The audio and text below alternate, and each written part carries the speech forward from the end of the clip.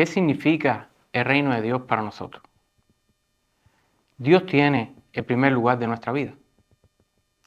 Buenas noches, mi hermano. Dios le bendiga. Yo quisiera estar tratando sobre este asunto con usted hoy.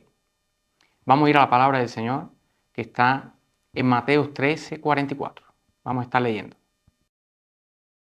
Además, el reino de los cielos es semejante a un tesoro escondido en un campo, el cual un hombre halla y lo esconde de nuevo, y gozoso por ello va y vende todo lo que tiene y compra aquel campo. Y bien, mis hermanos, la parábola compara el reino de los cielos con un tesoro muy valioso. Un tesoro que un hombre encontró. Y yo me gustaría estar analizando con ustedes un poco la actitud de este hombre. ¿Qué fue lo que él hizo cuando él encontró aquel tesoro? Lo primero que aquel hombre hizo cuando encontró el tesoro fue que lo escondió nuevamente.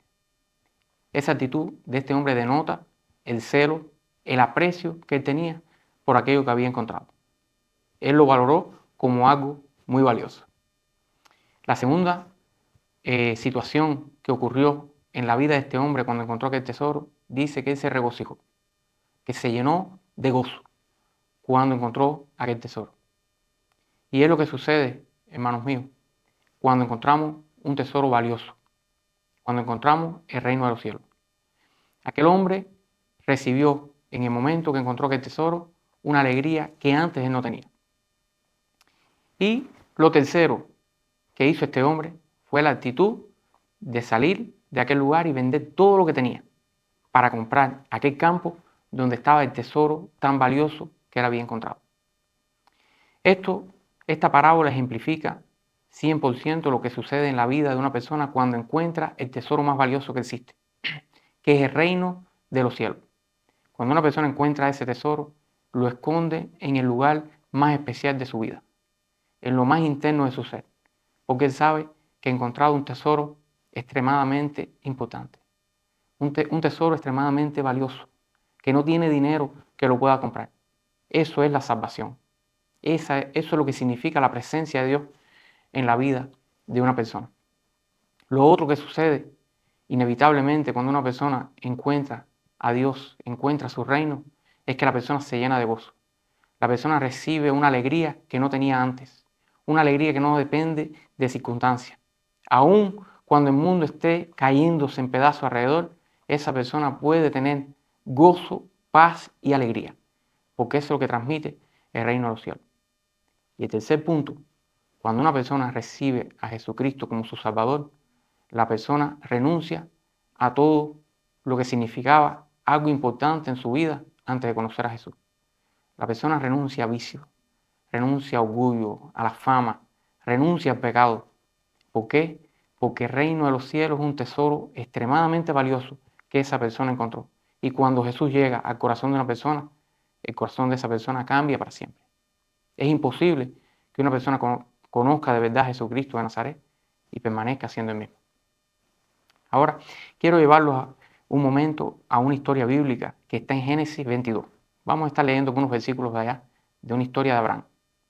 Aconteció después de estas cosas, que probó Dios a Abraham y le dijo, Abraham, y él respondió, heme aquí, y dijo, toma ahora tu hijo, tu único, Isaac, a quien amas, y vete a tierra de Moriah, y ofrécelo allí en holocausto sobre uno de los montes que yo te diré. Y cuando llegaron al lugar que Dios le había dicho, edificó allí Abraham un altar, y compuso la leña, y ató a Isaac su hijo, y lo puso en el altar sobre la leña. Y extendió Abraham su mano, y tomó el cuchillo para degollar a su hijo. Entonces el ángel de Jehová le dio voces desde el cielo, y dijo, Abraham, Abraham. Y él respondió, heme aquí. Y dijo, no extiendas tu mano sobre el muchacho, ni le hagas nada, porque ya conozco que temes a Dios, por cuanto no me rehusaste tu hijo, tu único. Refiriéndonos a esta palabra que acabamos de leer, tenemos que contextualizar un poco la vida de Abraham. Abraham fue llamado por Dios a los 75 años de la tierra donde él vivía, en Ur de los Caldeos. Dios lo llamó y le dijo, Abraham, sal de tu tierra y de tu parentela, porque yo voy a hacer de ti una nación grande, imponente. Esta promesa para una persona que tuviese hijos no era una cosa totalmente incomprensible. O para una persona que tuviese posibilidad de tener hijos, tampoco era algo extremadamente grande. Mas para Abraham era una promesa que ganaba el significado. ¿Por qué? Porque Sara, la mujer de Abraham, era estéril. Sara tenía más de 60 años y no tenía hijos. Abraham no tenía hijos. Entonces Dios le está diciendo: Abraham, yo estoy haciendo un pacto contigo. Sal de tu tierra y de tu parentela, porque yo te voy a llevar a una tierra. Y esa tierra es una tierra que fluye leche y miel. Y allí en aquella tierra tus descendientes se van a multiplicar. Y tu descendencia va a ser tan grande como la arena de la playa, incontable, o como las estrellas del cielo, que también son incontables. Esta era la promesa que estaba sobre Abraham. Pasaron 25 años y Abraham todavía no vio el cumplimiento de aquella promesa. Teniendo 99 años Abraham, Dios le ratifica la promesa y le dice: el año que viene vas a tener en tus brazos a tu hijo y le vas a poner por nombre Isaac. Y así sucedió. Cuando Isaac tenía 11 años de edad es que se desarrolla esta historia que acabamos de leer. Ahora, hermano, ¿qué objetivo tenía Dios de decirle a Abraham que entregara a su hijo Isaac en sacrificio? Primero tenemos que decir que esto es una práctica totalmente desaprobada por Dios. Dios rechazaba que las naciones ofrecieran a sus hijos, su familia, en sacrificio. Dios nunca lo pidió que lo hicieran para él. Solamente aquí se lo dijo a Abraham. Y muchas de las naciones que existían alrededor de Israel y tenían esa práctica, Dios las condenó y muchas veces trajo juicio sobre ellas, porque es un acto totalmente abominable, despreciable por Dios. Y ahora Dios está diciendo a Abraham: mira, Abraham, tu hijo Isaac, ese que tú amas, tu único hijo, yo quiero que tú me lo entregues en sacrificio. Y Abraham, como ustedes pudieron ver ahí en el texto, él recibió aquella palabra y la obedeció y se dispuso para entregar a su hijo Isaac en sacrificio a Dios. Ya, como pudimos ver en el texto, en el momento que él lo va a sacrificar, Dios le dice: detente, Abraham, no lo hagas, porque ya sé que tú me temes de tal manera que no eres capaz de negarme ni a tu propio hijo.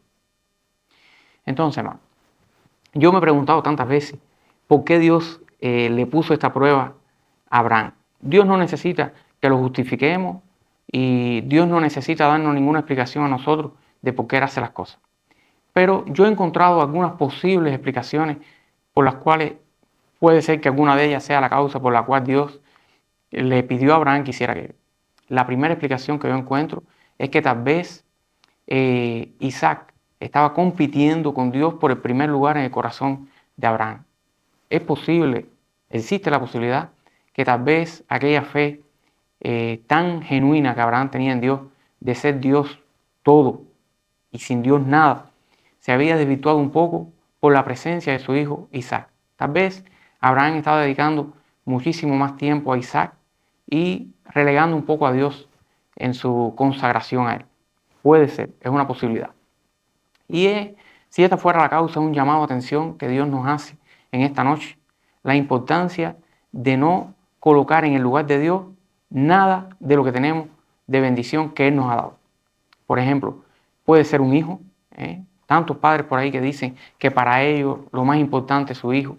No, para usted un hijo tiene que ser muy importante, tiene que ser algo valioso, porque es una bendición que Dios te ha dado. Pero lo más importante en tu vida tiene que ser Dios, porque si no, tú vas a alterar el principio que Dios ha creado. Dios te ha diseñado para Él estar en el primer lugar de tu vida. Si tú colocas algo en aquel lugar que es de Dios, sin duda alguna, no vas a tener la bendición que te podría traer esa bendición que Dios te ha dado. Esa bendición que Dios te ha dado se va a tornar una maldición. Lamentablemente es así.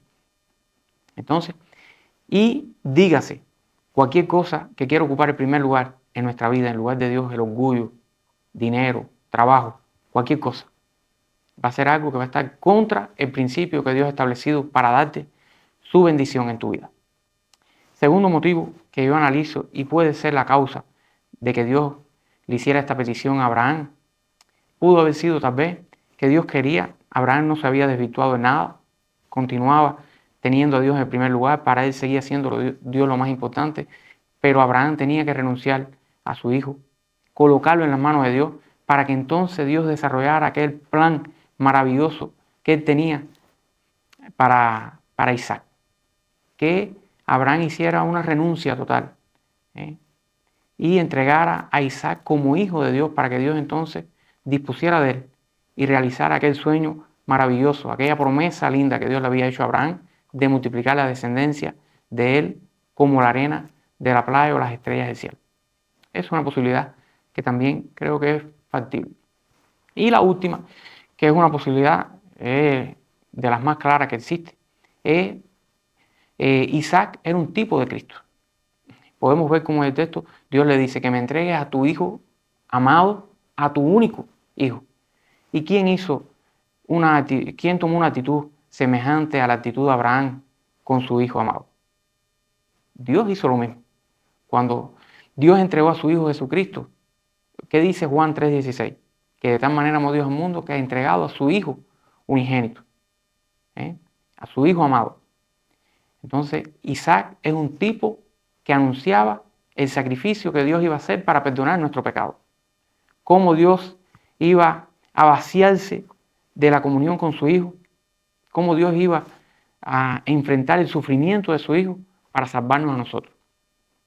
Entonces, este es otro motivo por lo cual tal vez Dios pidió a Abraham que hiciera aquello. Después, Dios no permitió que lo sacrificara, como era lógico, porque eso no era práctica de Dios. Dios aborrece totalmente ese pecado, sacrificio humano. Y ahora quisiera hablarle de otro texto que está en la palabra de Dios, también en el Evangelio de Mateo, Mateo 10:37. Vamos a ir y vamos a leer la palabra de Dios.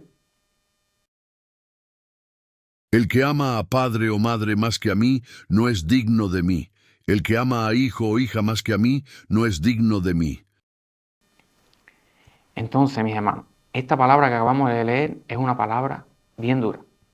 Yo tengo que decirle a usted que Dios está en el primer lugar de nuestra vida o no está en ningún lugar. Dios no comparte su gloria con nadie. Y nosotros, como les decía, fuimos creados, fuimos diseñados por Dios para tener el primer lugar en nuestra vida.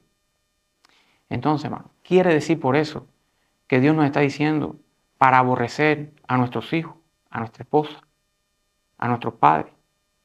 Para nada, hermano. Usted puede ver qué dice la palabra de Dios dentro de los 10 mandamientos. Honrarás a tu padre y a tu madre. Y es el primer mandamiento con promesa. Para que te vaya bien en la tierra que Jehová tu Dios te da. Y para que tus años sean alargados. Entonces, sin duda, si alguien tiene interés en que nosotros honremos a nuestros padres y los amemos, es Dios. ¿Qué dice la palabra de Dios también respecto al hombre, su actitud hacia la mujer? Que debemos de cuidar a nuestra esposa y tratarla como un vaso más frágil. Respecto a nuestro prójimo, amarás a tu prójimo como a ti mismo. Que no exasperemos a nuestros hijos, que los amemos, que los criemos en la obediencia a Dios. Usted puede ver, son muchísimas las palabras que están en la Biblia recogidas de Dios exhortándonos a amar a nuestro prójimo, a amar a nuestra familia y honrarla. ¿Cómo podemos pensar que Dios va a querer que nosotros aborrezcamos a nuestra familia? Pero Dios sí sabe el peligro que existe si cualquiera de nuestros familiares ocupa el lugar de Él en nuestra vida. El primer lugar que solamente Él se merece. Por eso es que esta palabra Jesús nos está diciendo que ame a madre, a padre, hermano, hijo, esposa, más que a Él, no es digno de Él. Porque Jesús tiene que tener el primer lugar en nuestra vida. Hay un testimonio bien lindo que es de la iglesia morava. En el siglo XVIII, dos jóvenes de esa iglesia, una iglesia de Alemania, es una iglesia que siempre ha sido muy misionera, una iglesia consagrada, llena del Espíritu de Dios. ¿Qué sucedió? Habían dos jóvenes que se enteraron, escucharon el rumor de que existía aquí en el Caribe un propietario de esclavos, cuando aquello todavía existía la esclavitud, algo que es totalmente abominable delante de Dios. Y este propietario de esclavos dijo que a sus esclavos, tenía 3.000 esclavos, nadie les iba a predicar el evangelio porque eso lo que hacía era atrasar el trabajo. Había dicho este hombre. Y así lo cumplió. Nadie podía entrar a predicar la palabra de Dios y evangelizar aquellas vidas que se iban a ir al infierno sin conocer a Cristo. Cuando aquellos dos jóvenes de aquella iglesia se enteraron de aquello, el corazón de ellos se estremeció. Y ellos tomaron una decisión totalmente radical, una decisión increíble. Ellos decidieron tornarse esclavos para poder predicarle a aquellas 3.000 personas y salvarlas. Y así lo hicieron. Comenzaron a predicar la palabra de Dios a aquellas personas, trabajando como un esclavo. Imagínense ustedes, hermano. A principio, aquellos esclavos pensaban que aquellos dos eran otros, como tantos hombres blancos que venían a maltratarlos, a explotarlos. Pero a medida que pasó el tiempo, con el testimonio de ellos, que se esforzaron, compartían su alimento, enseñaban la palabra de Dios, el conocimiento de Dios a aquellas personas. Y a medida que ellos fueron sacrificándose, viviendo de la misma manera en aquellas penurias, aquellas personas esclavas se dieron cuenta que aquellos eran dos jóvenes diferentes. Y muchos de aquellos esclavos se salvaron por causa del testimonio de aquellos dos jóvenes. Pero hay una palabra bien interesante que ellos dijeron en el momento que estaban zarpando en el muelle. Ya el barco estaba un poco distante y uno de ellos gritó el propósito por el cual había tomado aquella decisión. Y él dijo que el cordero que fue inmolado reciba la recompensa por su sacrificio. Gloria a Dios. Hermano, ¿será que Jesús merece tener el primer lugar en nuestra vida? ¿Usted cree? ¿Usted encuentra alguna razón que justifique que Él exija tener el primer lugar en nuestra vida? Yo le voy a dar a usted 3 razones por las cuales yo creo que Él sí se merece el primer lugar en nuestra vida. La primera razón, Él nos creó. Dice la Biblia que Él nos creó en Génesis a su imagen y semejanza. Por ser el creador, quien nos hizo, Él merece tener el primer lugar. Pero si eso fuese poco, Él nos redimió. Él es nuestro Redentor, Él fue quien nos salvó. El Padre envió al Hijo y el Hijo murió en la cruz del Calvario para salvar nuestra alma, para que nosotros podamos heredar la vida eterna. Nos libró del infierno, que era lo que merecíamos por nuestro pecado. Yo creo que eso es suficiente para que Él ocupe el primer lugar en nuestra vida. Pero si todavía nos quedase alguna duda, ¿dónde es que vamos a vivir nuestra eternidad? Vamos a vivir nuestra eternidad en el reino de los cielos. Vamos a vivir nuestra eternidad en la presencia de un rey que se merece el primer lugar porque el reino es de Él. Él fue quien estableció el reino, quien está creándonos el lugar donde nosotros vamos a vivir, la casa donde vamos a habitar para siempre. Entonces, yo creo que son razones suficientes para Él merecer el primer lugar en nuestra vida. Que seamos capaces, como aquel hombre de la parábola de Jesús, de entender lo importante que Él es, que guardemos este tesoro que nos ha dado de la salvación con temor y con temblor, que nos alegremos, nos gocemos por este regalo inmerecido que hemos recibido y que estemos dispuestos a dejarlo todo, a renunciar a todo por causa de Él, porque Él lo merece. En la medida que lo agrademos a Él, que lo valoricemos a Él, también vamos a valorizar más a nuestros hijos, a nuestra familia, a nuestro trabajo. Vamos a administrar mejor nuestros dones.